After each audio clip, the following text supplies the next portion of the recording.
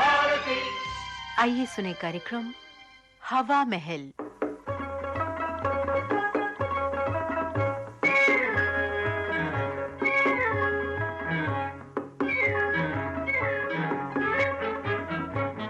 श्रोताओं, हवा महल में आज आपको सुनवाते हैं अहमद वसी का लिखा प्रहसन नया मकान। निर्देशक मुख्तार अहमद।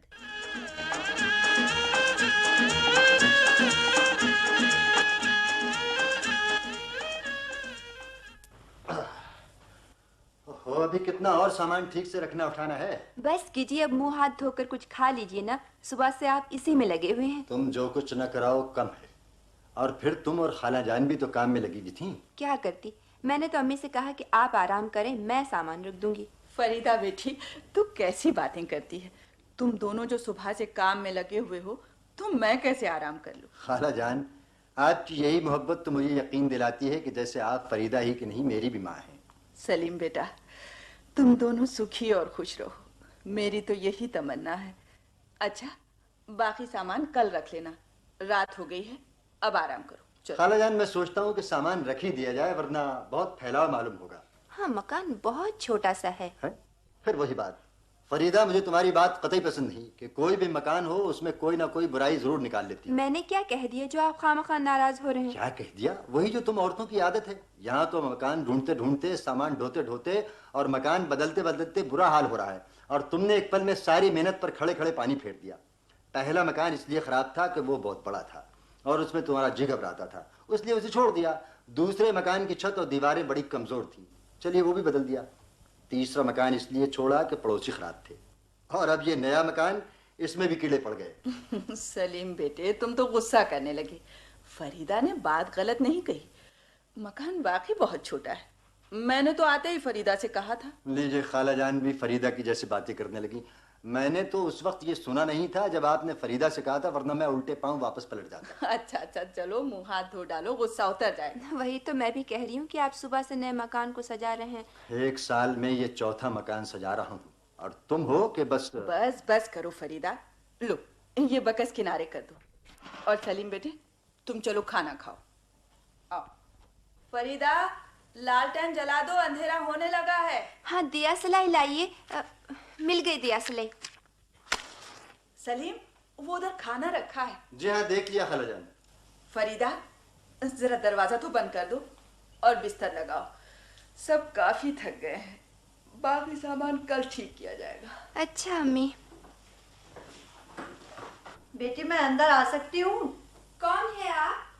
आइए। तस्लीम। जीती रहो। क्या तुम लखनऊ की रहने वाली हो? मैं तुम्हारी पड़ोसन हूँ। जी हाँ, हम यहाँ 1 साल से हैं।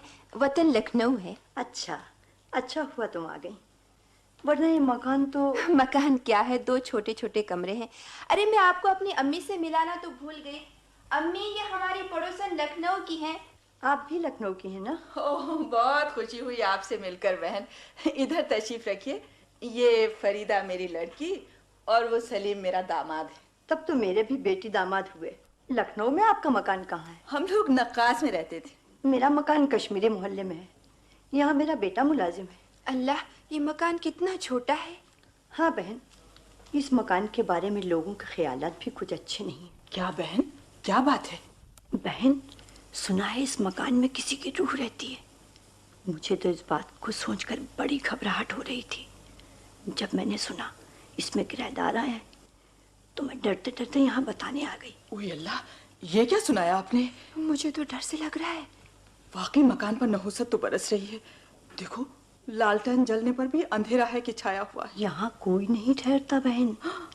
कहते हैं रात गए मकान के दरवाजे पर कोई दस्तक देता है। इलाही खैर हो, या अली मदद, इन बलाओं से पंजतन पाक महफूज रखे। अम्मी, ये मकान कल ही बदल देना चाहिए। सलीम को भी ये सब मालूम है कि नहीं? हाय, सारा मोहल्ला जानता है, किसी ने जरूर बताया होगा। मैं पूछती हूँ, मगर मुझे डर लगा है, वहाँ कैसे जाऊँ? तू ठहर बेटी फरीदा, मैं पूछती हूँ। सलीम, जरा यहाँ तो आना। अच्छा खाला जान, अभी आया, हाथ मुंह धो लूं। जरा पर्दा कर लेना बहन, सलीम आ रहा है। आने दो बहन, मेरा क्या पर्दा। आओ बेटा। अम्मी, आप उनसे पूछिएगा। अच्छा, मैं पूछ लूंगी। फरीदा, क्या कोई आया है? जी हाँ, पड़ोसन है। यहाँ बहुत दिनों से रहती हैं और कहती है इस मकान में। क्या हुआ इस मकान में? भाई, जो तुम्हारे दिमाग में इस मकान की तरफ से बात बैठ गई है। नहीं बेटे सलीम, ये पड़ोसन जो कुछ कह रही हैं। बेटा, तुम्हें शायद ये मालूम नहीं कि इस मकान में रहने वालों को रात को भूत और खराब रूहें तंग करती हैं। क्या बेतुकी बात है।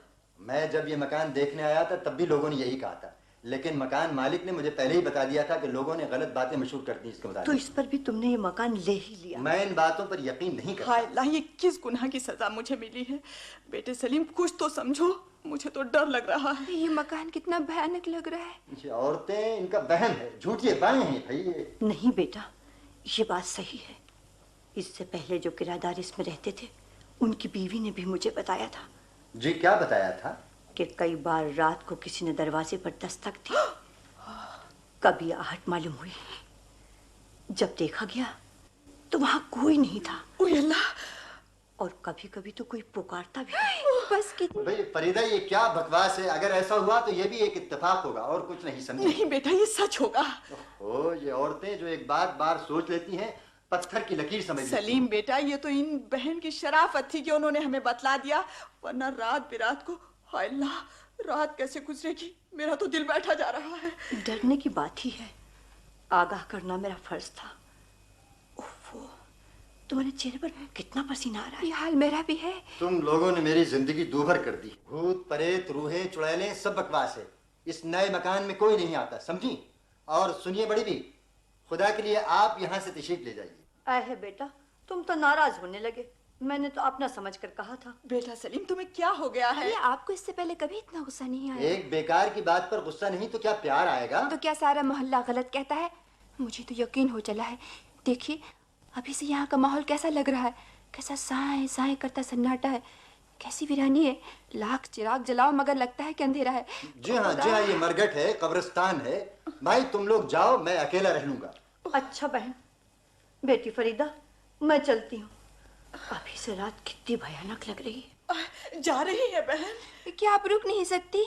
न जाने कितनी हिम्मत करके तो तुम्हें बताने चली आई थी, और अच्छा ही किया था। अच्छा, खुदा हाफिज। खुदा हाफिज। खुदा हाफिज।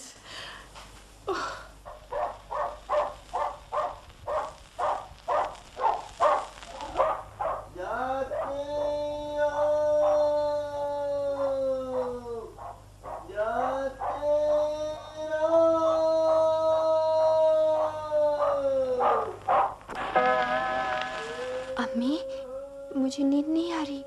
मैं खुद जाग रही हूँ। सलीम क्या बेखबर सो रहा है? कैसा मनहूस मकान है, देखिए कैसी मनहूसियत छाई है। रात चूं चूं बढ़ रही है, डर बढ़ता ही जा रहा है। सर्दी के मौसम में शामी से रात ज्यादा मालूम होती है। अल्लाह, ये रात खैरियत से गुजर जाए, कल हम वापस अपने उसी मकान में चले जाएंगे। अच्छा है जो कि ज्यादा सामान हमने नहीं रखा। अरे फरीदा, क्या डर गई बेटी? मैं तो समझी शायद कोई भूत। खुदा न करे, ऐसी बातें मुंह से नहीं निकालती बेटी। पड़ोसन ने आकर और डरा दिया हमें। अरे वो तो अच्छा ही किया, हमें आगाह कर दिया। ठहरो, मैं सलीम को जगाती। नहीं रहने दीजिए, उन्होंने दिन भर सामान उठाया है, थक कर सो गए हैं, जगाने पर नाराज हो जाएंगे। मगर डर तो मुझे भी लग रहा है। अच्छा जगा दीजिए। सलीम, बेटा सलीम।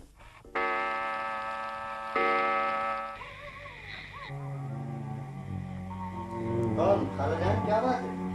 उठिए ना, हम लोगों को डर लग रहा है। डर? क्यों, क्या हुआ? ओ, वहम, सिर्फ वहम, और वहम का कोई इलाज नहीं। सो जाइए खालाजान। मेरा दिल धक धक कर रहा है बेटा, न जाने क्या होने वाला है। अल्लाह, मेरा भी दिल बैठा जा रहा है। खुदाई, तुम लोगों के दिमाग से ये बात क्यों नहीं निकलती कि सब बेकार की बातें हैं? सोने दो मुझे। खुदाया,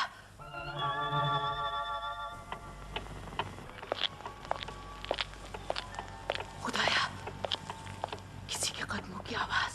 मेरा दिल धक धक धक कर रहा है। सलीम, सलीम। फिर वही बात, मुझे सोने दीजिए ना। देखिए किसी के आने की आहट है। क्या फिजूल बात करती हो? सुनो, फरीदा सच कहती है। अम्मी! ओ खुदाया, किस जंजाल में फंस गया। अरे भाई, कौन है? कौन है? अल्लाह खैर करे, न जाने कौन सी बला है। मैं देखता हूँ।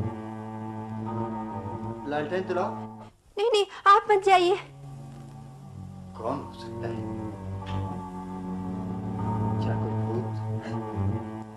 नहीं नहीं, अच्छा मुझे देखने दो। नहीं बेटे, सलीम मत जाओ।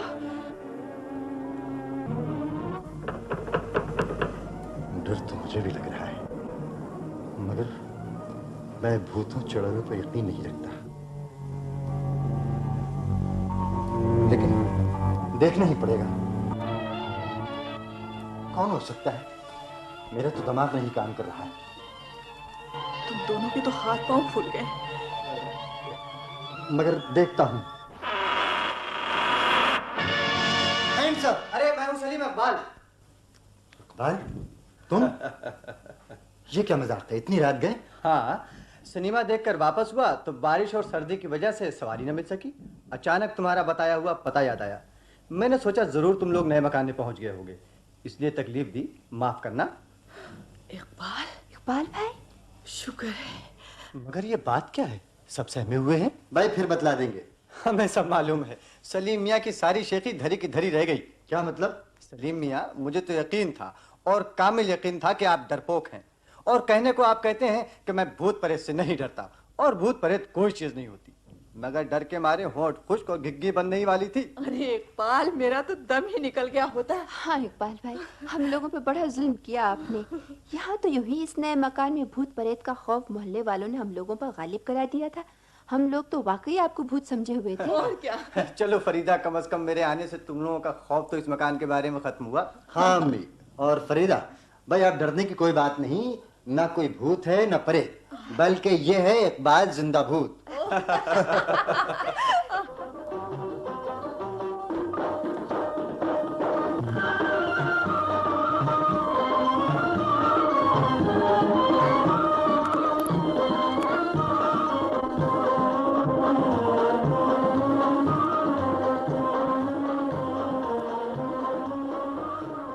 अभी आपने अहमद वसी का लिखा प्रहसन नया मकान सुना।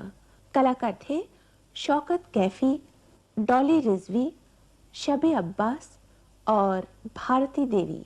ध्वनि संयोजक मनोहर सावे। मुख्तार अहमद ने इसमें भाग लिया और आपकी खिदमत में पेश किया।